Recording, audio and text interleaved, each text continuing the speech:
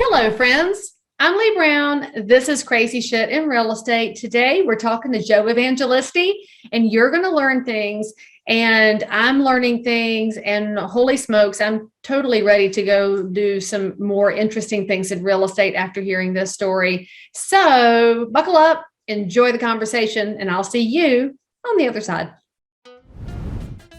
It's Evangelisti. It's like evangelist with an I on the end. Like Evangelist. I'm all about evangelizing here. I evangelize. Good. That's what I do. For America, for the American dream, for property rights, and for Jesus. And so we evangelize for all of it. I literally just put my Bible down. I'm not even kidding. Oh, you should pick it back up. We're going to have a scripture episode because I was finishing my daily devotion. We can do that if you want. Look, I have been known to go down 4 stranger avenues on my show before, but we won't get into prophecy. Well, we're not ready for that yet. Wherever you want to go with it. I love the, is this the episode? I think it was. I didn't get a chance. I apologize. My architect was on the phone with me when I realized what time it was. You got the Crazy Shit in Real Estate pod. I love that name. Crazy Shit in Real Estate. Yeah. And so I named it that because I wanted the little black box on the episode where it says explicit, even though it's not really that explicit. It's just a little bit salty. But then again, according to today's tech oligarchs, I'm wildly inappropriate. And so there's that.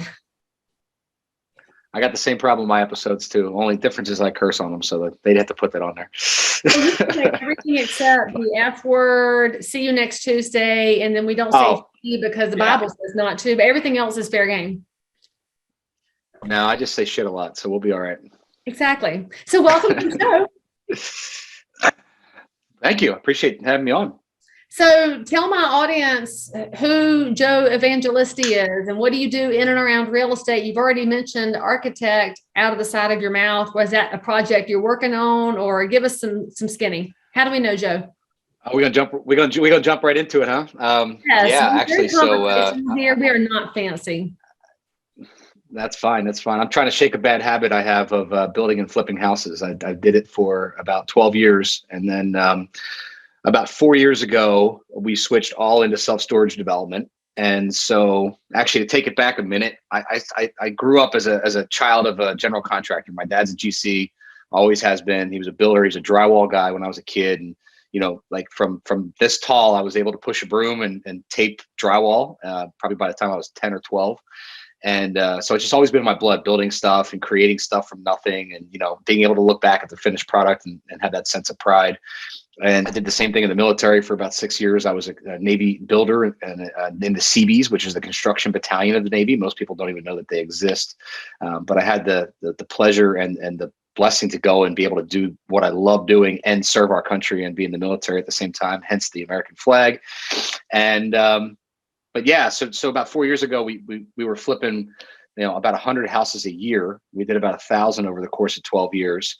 Okay. And really just, at a meeting one time at the end of the year, me and my business partner sat down and we're like, okay, what's the goal for next year? We did 88 this year. You want to do 120? And he was like, dude, I don't want to do 88 again.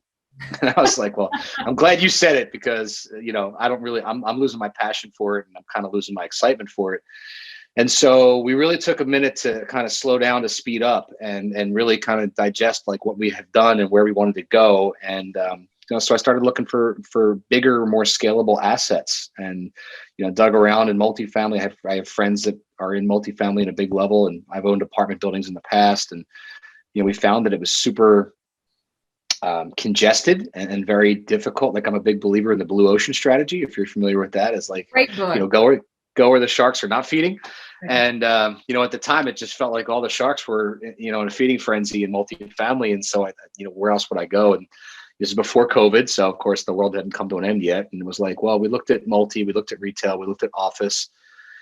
And then one day I was on the phone with my now mentor, one of my mentors that I had just met. And we spent about 2 hours. I called him up and we spent like 2 hours on the phone. I don't know if I'm sure you've had phone calls like that where you're like, man, you just have you click. Yes. And this guy named Sean, and Sean was on his 4th self-storage facility at the time. Mm-hmm. And he had the same background that I had. He had built houses in the Hamptons. He had built restaurants. He had built planned unit developments in the Carolinas, built thousands of houses. And he said to me, Joe, once you build a self-storage, you'll never build a house again for the rest of your life. You won't even build your own house. Right. And it just hit me like a ton of bricks. I'm like, man, what is he talking about? But guess what? He's right. Right. You build a self-storage facility. It's massively larger. It's massively larger numbers. But at the end of the day, it's steel, concrete, and asphalt. Like, it's so basic. You're building steel boxes. So to bring it full circle to the conversation I was just having with my architect, is my dad is now retired. I bought his company about 6-7 years ago, basically effectively put him on the payroll and told him I'd pay him for the rest of his life because I owe him everything. And I'm still looking for like pet projects to keep him busy. So my architect finds this little subdivision of 3 lots about a mile from my house. And I'm saying to myself, well, this is good to keep my dad busy. He can go build some houses on the side. And that's what the conversation was about. And with the speed of labor and materials right now, he can take his own sweet time and nobody can say anything about it. He might spend the rest of his retirement building 3 houses. We'll find out. But I still think it's an opportunity. Yeah, that's right.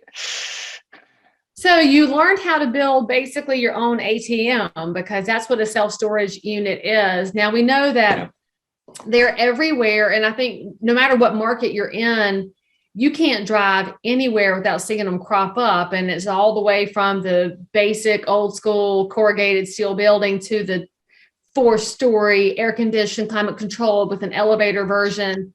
Yep. Talk to me about how that works with zoning and getting approvals, because it must not be that hard because they get approved, it seems like, everywhere. And by the way, where are you located? Because I'm in North Carolina. So I'm in New Jersey, but we're building all over the United States right now. Right now we have sites all the way to mid Texas, but we're looking at stuff in Utah and California and Nevada right now. So the taxes are kind of high up there. Yeah. But to answer your first question, my chief development officer, who I hired a few years ago, one of our first conversations we had together, this guy had built 300. I think he's over 400 self-storage facilities by now. He was at like 3.25 a couple of years ago. And he said to me, Joe, you could take a dart and throw it at the map of the United States and build a self-storage there and be successful. And he said, of course, that's not the idea, right? We don't want to do that. What we want to do is find the best MSA, the best location, the best demographics, the best income levels, and then try to reverse engineer getting a site into that area. Okay. So that's what we do, right? We don't want to throw darts, even though you could. There's some interesting statistics about this business. 98% of self-storage facilities that are built are successful. And that's mind-boggling to some people. 98%? 98% of, I think it weighs into 2 different things. One is the understanding of just how unsaturated the markets are in a lot of places. Now, there are places that have excessive amounts of storage, but that they're very few and far between. There's such a big need for this business around the country, and people just don't realize it. But it serves so many, and this is also why I love it as an insulator and as a diversification asset, is it serves so many people. Right. I mean, it serves contractors, it serves attorneys and insurance companies that are storing files. It stores, people who are downsizing their office and they want to put their furniture somewhere. It stores, there's certain storages, I guess, again, zoning specific, where you're keeping classic cars or your second car or your other vehicle. Then it goes to the consumer, right? The everyday upsizer, downsizer. I'm moving, you got millennials now who don't want to buy and be anywhere, but they still have stuff. So they put their stuff in there and they move across the country. It serves so many vast dichotomy of people that it's necessary and it's needed. And it's needed in a lot of places that you already see it. Most of these storage facilities you drive by on a given day, you don't realize it, but they're 100% occupied, or they're 98% occupied. You can't find a 5x5. There might only be a 10x30 available. So it's interesting in that, the industry is so frothy right now, but it's necessary, it's needed, and that's what makes it makes it fun for me. So as a real estate office, we have a storage unit, and there's one for the signs and the stuff. And we still have our brochure boxes in there. I need to let go of those because brochures are never coming back. But there's also a separate unit we have. We do a prom dress drive every year to provide prom dresses to kids that can't afford one. And there's 500 dresses in that one. And I guess in my thought process, as we're looking for a unit, I thought just our area was full on storage because we had to call so many different facilities to find there you go gold in the right size. But I guess I thought it was just the Charlotte area. I didn't think it was everywhere. No, it really is. I had one of my investors near my house years ago when we first started pivoting from single family to storage. I'm selling him on the idea. I'm like, we're going to go build storage. And of course, at very first, people were like, "You've never done this before. Why would I invest money?" And they're like, "Okay, well, we've done hundreds of deals with you in single family. You got to trust me. I know what we're talking about." So, we had lunch and he was like, "I'll mull it over or whatever." He calls me like 3 weeks later and he says to me, "I got to tell you a funny story." He goes, "I'm looking through your pro forma, looking through your deck. I really do like the idea of the deal. I'm just, curious of whether or not you can go on and take this because you've never done this before." He goes, "But my wife calls me and says, or has a conversation and says, I think we should sell the house and downsize. They had just bought a house in Florida. They were looking for a smaller condo up here." And he goes, "I literally got in my car, drove right down the street. He lives a half mile from a site, a storage facility, went in. Can I get a unit? Nope, we're booked. Get in my car, drove again. Can I get a unit? No, we're booked." He goes, "I went to 5 facilities within 5 miles of my house and I can't get a unit." He goes, "I'm in." So it was just like, it is really that saturated. It's crazy. As Americans, we just don't let go of our stuff. But you also just gave 2 other great examples of why people would put stuff in storage, right?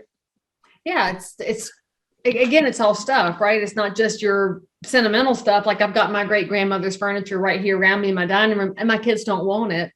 And Exactly. so when I downsize one day, I'm not getting rid of it. It's going to You're not going to get rid of it. And then I'm going to be dead. And I guess it'll wind up on Storage Wars, which frankly is one of my favorite TV shows ever. And I do have to go down that rabbit hole. Has that changed how people look at storage units? Because I know that a friend of mine owns one locally, and he said after that show started some several years ago, suddenly the auctions became the hip and cool thing to do, but drove him crazy because it was kind of the dumb people who showed up to bid on it. But that's the discussion. And so Yeah. tell us about that side of things, and how often do storage facilities have to auction off a unit because the person vanishes? Because if they're that full, how much of them are producing and how many need to be auctioned off? Well, so I'll start off by saying I'm always good at not knowing what I don't know, and I don't really speak to things I don't know very well. We're pure developers, right? I'm building self-storage and I'm handing it off. No, I watched the show. I know I watched the show, but what I'm saying is I don't have any personal experience with that because our management companies would do that. However, now I'm sad. I want the good script. That being said, I think it's fairly rare that happens because, the thing about self-storage is really interesting with tenancy and it's what's different than residential is, let's say you're spending $85 a month to put your stuff in storage. The next month you go to show up and you didn't pay your bill. You can't get through the gate. You can't even go get your stuff. Yeah. So you have 2 options at that point. You swipe your credit card and pay the $85 that's past due, or you never see your stuff again. And so from a psychological standpoint, what are people going to do? They're going to pay the $85, even if they're just pulling in to get their stuff out and leave it. So the reality of it is, I think those shows, much like the HGTV movement of flipping houses, that half believe about 5% of what you see. It's staged. I don't know that to be a fact, but I firmly believe that it's pretty staged. I don't think they're going to go with. I don't want you to say that because I enjoy this. People don't listen to Joe. He's obviously making shit up. Okay, so I mean, listen, you can go flip houses. You can buy one for 150, put 50 grand into it, and sell it for 750. They do that all the time on flipping shows, right? They don't have to put any money into it, and the materials cost like $5. Yeah, it's like $6 an hour for labor, right? And the tile guys just show up, and the next day it's done. Yeah, it's amazing. Yeah. All right. So I just sold a flip. It closed today. And so now I've got to do something with my proceeds. How do I get into self-storage when, as a developer, you're putting together just asphalt and concrete and steel, but they're 3 of the most expensive materials out there right now. They are. So how does an investor buy into this stuff? Are they on syndicates or are there investment groups? It's not really a REIT product, is it? I believe that there are all of those variations to get into self-storage, and keep in mind too, there's different levels of self-storage. We build only Class A assets, meaning there are 80 to 100,000 plus square foot. They're generally brand new or they're completely reconditioned. If we do a value add, we'll get to that level. Let's say you buy something that's 20,000 square foot, we'll add 80 onto it. So everything that we're left with after we're done is a Class A asset. And I specifically do it for this purpose, and that is I want to attract the big boy. I want to attract the Cube Smarts and the extra space and the life storage. I want them to manage my facility and fight for that opportunity to manage it, because that's a big piece of the territory that they're looking at. And I want to set myself in position to be bought out at some point. It doesn't have to be this year. It doesn't have to be 10 years from now. I just want an asset that like a REIT or a mutual fund or like one of the big players on Wall Street is going to go, hey, put 100 of these together and we're going to write a big fat check with lots of zeros.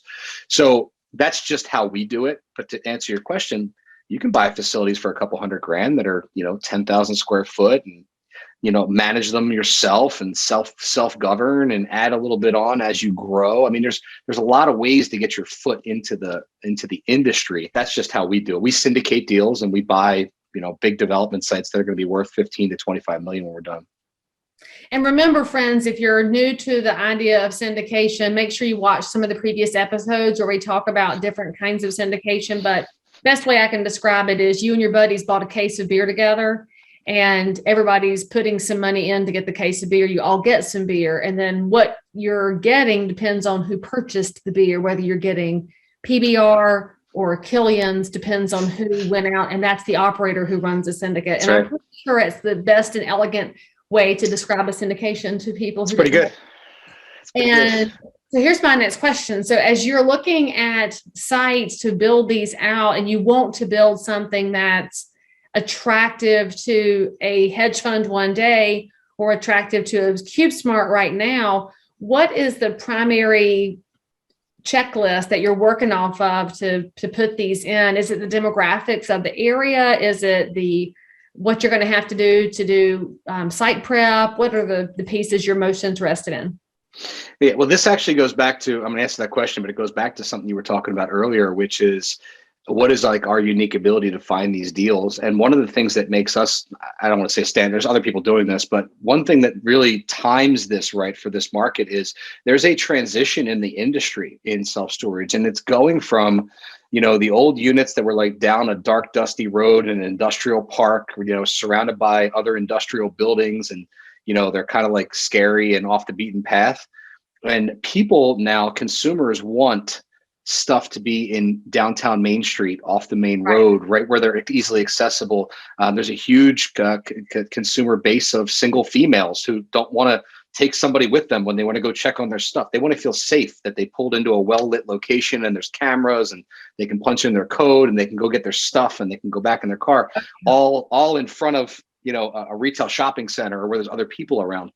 And so what's great about that is there's also on the other side of things, there's I'm going to say great in like, it stinks for them, but it's great for us, is big box is dying. Your circuit cities aren't coming back. You got Sears and Kmart. And so what happens is we have these 100,000 square foot boxes that are sitting empty, generally in downtown Main Street, USA.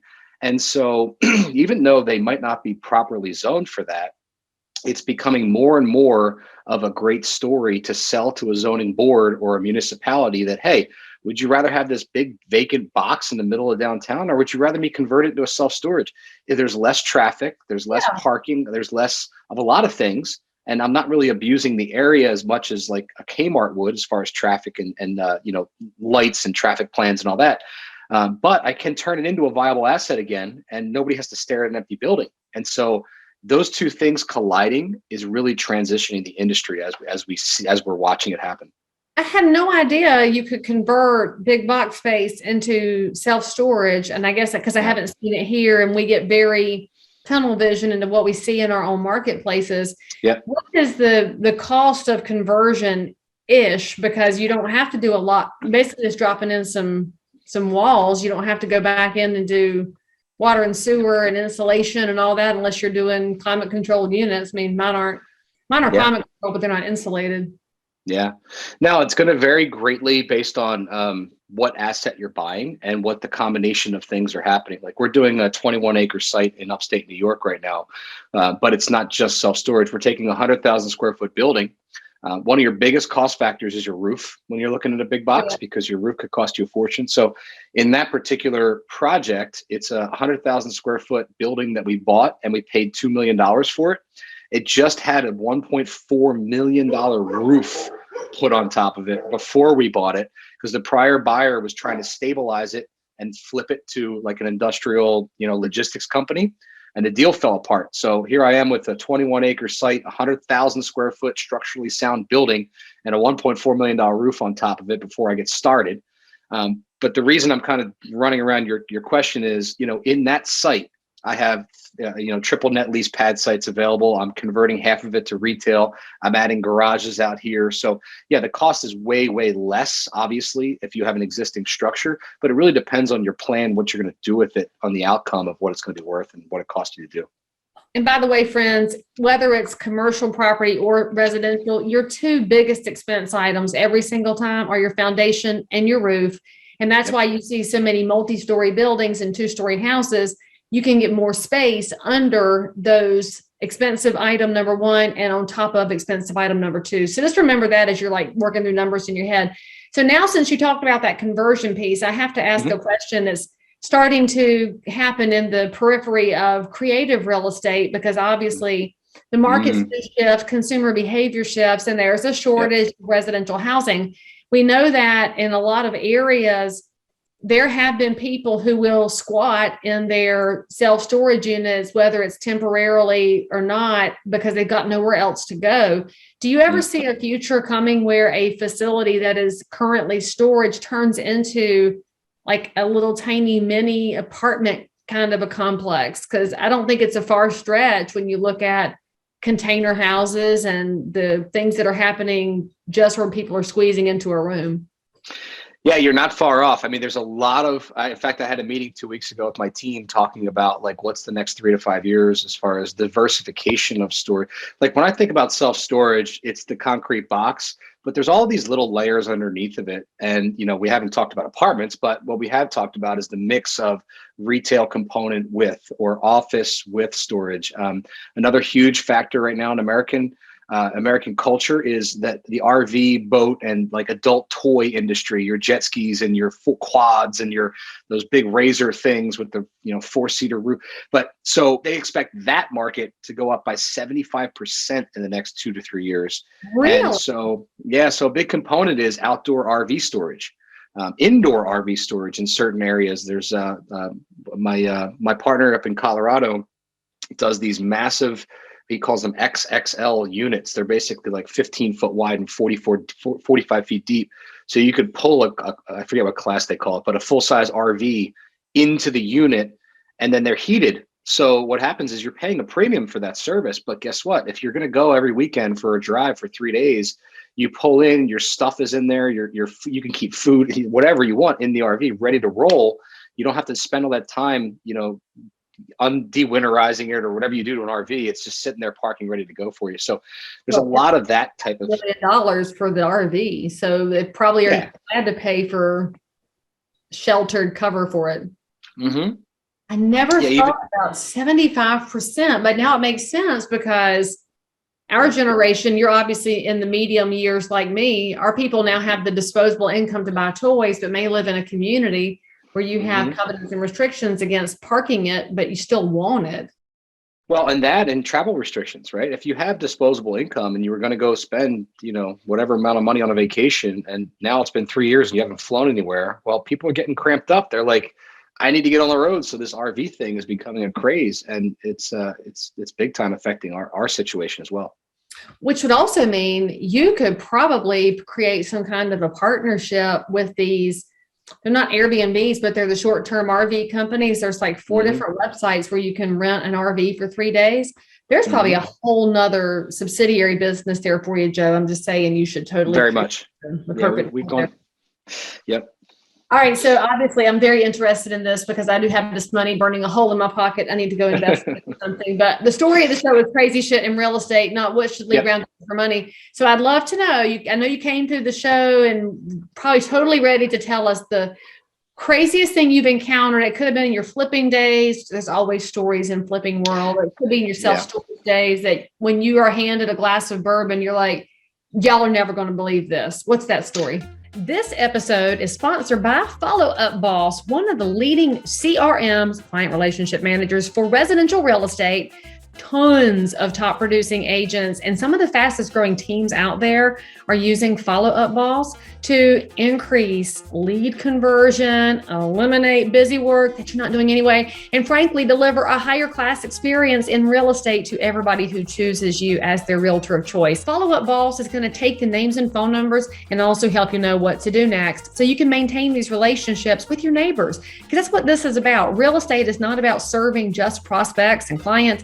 It's about taking great care of your neighbors' needs in real estate. Truly, it's going to change your business when you start paying better attention to people. They don't have to know you use Follow Up Boss, but they'll totally understand that they are being heard by you. And frankly, because you're my people and we made an ask for you, Follow Up Boss said, yes, you get double the free trial. That's actually enough time to log in, put some pieces in it, and watch it change your business as it has for so many realtors and teams nationwide. Again, go to followupboss.com/crazy to start your free trial today. The story that always comes to mind for me is, throughout the course of our time doing business, we did houses from 150 grand to 1.5 million, right? And at the same time, because in South Jersey, it's not like this is a historic area. There are houses that are 150 years old all the way to stuff that's 15 years old. And so when you're flipping, you really have to have your hand in all different range. You can't just pick and say, I'm going to do a planned unit community and they're all going to be $300 grand a piece. It just doesn't work that way. And so when I remember one story distinctly, this is years ago, but we did our first major new construction house. It was a $1.7 million listing price when we were done. So this is for us, that's a massive house. I know if you're in California or Florida, that's a condo, but it was just like a 5,000 square foot house. Houses. Yeah. Yeah. So, I mean, it was a 6,000 square foot house, and we had just paid 500 grand for the land. And the land was smooth. There was a house that had been taken out, but I owned like a third of where the original house was. So it was like 3 lots like this, and they subdivided them into 1, 2, 3, but the house was taken away. Anyway, I get a call one day from our excavator who's digging for the foundation for the property.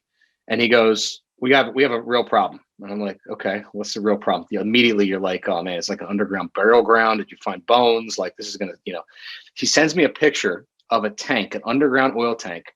It was the largest tank I've ever seen it looked like a gas station tank. It was the size of a pickup truck. And it was right in the center of our foundation. Of course. So me and my partner look at each other and we're like, what do you do? Like, well, first of all, we operate everything with integrity. So of course your mind goes to, well, how do we get this thing out of the hole? But then you're like, all right, I'm not doing that. It's illegal. I got to figure out my way around this. So I call my attorney, and of course he's like, you got to call the township and just, tell them it's there and figure out what the next steps are. It's the only logical thing to do. So this goes on for about 45 minutes. We're sweating bullets. I'm thinking to myself, I'm 500 grand deep into a piece of dirt that I can't build on. Now what am I going to do? And inevitably we call the township, and this is a really strict, really tough building inspector who's like not the kind of guy that you even have conversations with, right? And we say to him, hey, we hit a tank. And he goes, oh, yeah, you're fine. Just take it out and throw it away. And we're like, what are you talking about? And he goes, oh, I know about that tank. It was abandoned properly in 1996, and I have the paperwork sitting here on my desk. It was part of the subdivision package. We already talked about it. So meanwhile, the guy I bought it off of was a friend of mine, forgot to tell me that there was a 5,000 gallon oil tank underground, but it's been vacated and it's empty and it's really just trash. They considered it like trash. So he's like, yeah, just pull it out of the ground, throw it away. And after our hearts sank, we turned around, we built a big, beautiful house and sold it. And so that's my story. So he didn't make you do soil testing around it to make sure it hadn't leaked or any of that?